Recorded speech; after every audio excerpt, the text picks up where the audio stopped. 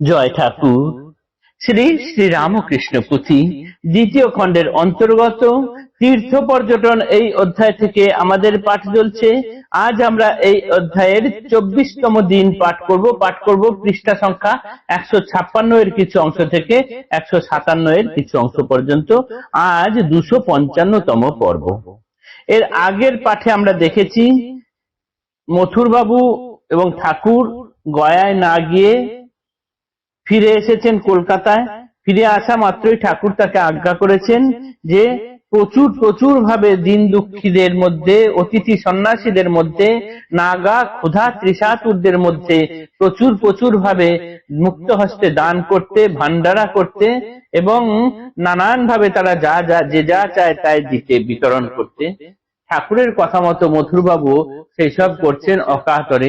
শোনা যায় ভ্রমণে তীর্থ পর্যটনে গিয়ে তার 85,000 টাকা খরচ হয়েছিল এবং এসে থেকেও এই ভান্ডারা করায় তার হাজার টাকা খরচ হয়ে যাচ্ছে, কিন্তু তাতেও তার এতটুকু মাত্র বিরক্তি নেই। তিনি মুক্ত হস্তে আনন্দে বিলিয়ে যাচ্ছেন। এই অবধি আমরা এর আগের দিন পাঠ করেছিলাম। এর পরের অংশ আজ আমরা পাঠ করব। ঠাকুর বৃন্দাবনের শ্যামকুণ্ড রাধাকুণ্ড থেকে যে একটু ধুলো মাটি এনেছিলেন সেইটি কি করেছেন সেই সম্বন্ধে আজ আমরা পাঠ করব। বৃন্দাবনে শ্যামকুণ্ড রাধাকুণ্ড দুটি, উভয় কুণ্ডের কিছু রজ আর মাটি, আনিয়াছিলেন প্রভু সঙ্গে আপনার, এবে তাহে কি করিলা শুনো সমাচার, হৃদয়ে হইল আজ্ঞা ছড়াইয়া দিতে, পঞ্চবট তলে আর তার চারিভিতে। বাকি অংশ প্রভু নিজে লইয়া শ্রী করে, পুতিয়া দিলেন নিজ সাধনা কুটিরে।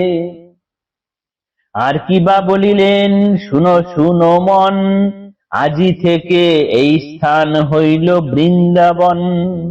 অতঃপর অনুমতি ভক্ত শ্রী মথুরে, মহোৎসব আয়োজন করিবার তরে, আনন্দ উৎফুল্লান্তর মথুর এখন। বৈষ্ণব গোস্বামী বর্গে পাঠায় লিখন, কেহ না রহিল বাকি, রহে যে যেখানে, দলে দলে উপনীত নির্ধারিত দিনে। বৈষ্ণব ভোজনে হেথা কুবেরী ভান্ডারা, প্রচুর দ্রব্য ভান্ডারেতে ভরা। পঞ্চবট মূলে হয় মহা মহোৎসব, মহানন্দে সংকীর্তনে প্রমত্ত বৈষ্ণব।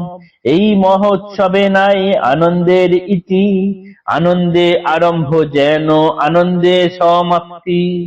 ঘটার উৎসব যেন তেমতি বিদায়, 16 টাকা প্রতি গোস্বামী জনায়। অন্যান্য বৈষ্ণব প্রতি 1 টাকা, পরমার্থ কি পাইল বাহ্যে রইল ঢাকা। ঠাকুর তীর্থ পর্যটনে গিয়ে বৃন্দাবনের শ্যামকুণ্ড ও রাধাকুণ্ডে যখন গিয়েছিলেন, এখন এই বর্তমানে আমরা যখন বৃন্দাবনের শ্যামকুণ্ড রাধাকুণ্ডে যাই, তার যে পরিবেশ পরিস্থিতি আমরা দেখতে পাই, চারিদিক ঢালাই করে বাঁধানো এবং এখনকার মতো জঞ্জাল স্বরূপ অনেকটাই দুই কুণ্ড। 150 বছরের অধিক আগে ঠাকুর যখন গিয়েছিলেন তখন বোধ করি তিনি আরো অনেক সুন্দর নির্মল শ্যামকুণ্ড রাধাকুণ্ড দেখেছিলেন এবং সেইখান থেকে কিছু কুণ্ডের মাটি এবং বাইরের থেকে কিছু ধুলো রজ নিয়ে চলে এসেছিলেন তিনি তীর্থ পর্যটনে আসার স্মৃতিস্বরূপ। সেইটি এনে এখানে কি করলেন, হৃদয়কে দিলেন, দিয়ে বললেন পঞ্চবটির তলে এবং তার চারিদিকে এই ধুলোগুলো ছড়িয়ে দিতে, এই ধুলো মাটি ইত্যাদি নিয়ে ছড়িয়ে দিতে, আর বাকি অংশ তিনি নিজে হাতে করে নিয়ে গিয়ে তার সাধনা কুটিরে পুঁতে দিলেন। আর সেই সঙ্গে বললেন, আজ থেকে এই স্থান বৃন্দাবন স্বরূপ হলো, সকলে জেনে রাখো। অতঃপর তিনি শ্রীমথুরকে বললেন, চালাও মহোৎসব।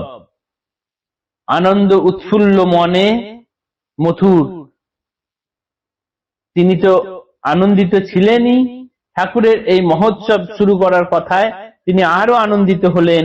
তিনি সঙ্গে সঙ্গে বৈষ্ণব গোস্বামী বর্গদের লিখে পাঠালেন, আমন্ত্রণ জানালেন এবং কেউ সেখানে বাকি রইল না।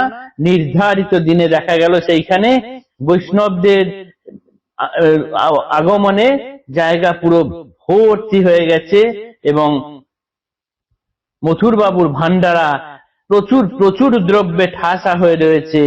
পঞ্চবটী তলায় মহা মহোৎসব শুরু হয়ে গিয়েছে। এই যে মহোৎসব, এতে কোনো আনন্দের কোন রকম ইতি নেই, আনন্দেই শুধু আনন্দ যেন। এবং তাতে যারা অংশগ্রহণ করেছিলেন, বিদায়কালে প্রত্যেক গোস্বামীকে মথুর বাবু 16 টাকা করে দিয়েছিলেন, একদম 16 দেওয়া, অর্থাৎ 16 কলা পূর্ণ করার মতো 16 টাকা করে দিয়েছিলেন। এবং অন্যান্য যারা বৈষ্ণব ছিলেন তাদের সকলকে 1 টাকা করে দিয়েছিলেন। আর পরমার্থ যেটা পাওনা হলো সেটি বাহ্যে রইল ঢাকা, অর্থাৎ সেটি বাইরে নাইবা দেখানো হলো। এই যে মহোৎসব করে, এই যে পুণ্য কর্ম করে যে পুণ্য অর্জন করা, সেটি তো বাইরে দেখা যায় না, সেটি তাই উচ্চই থাকে।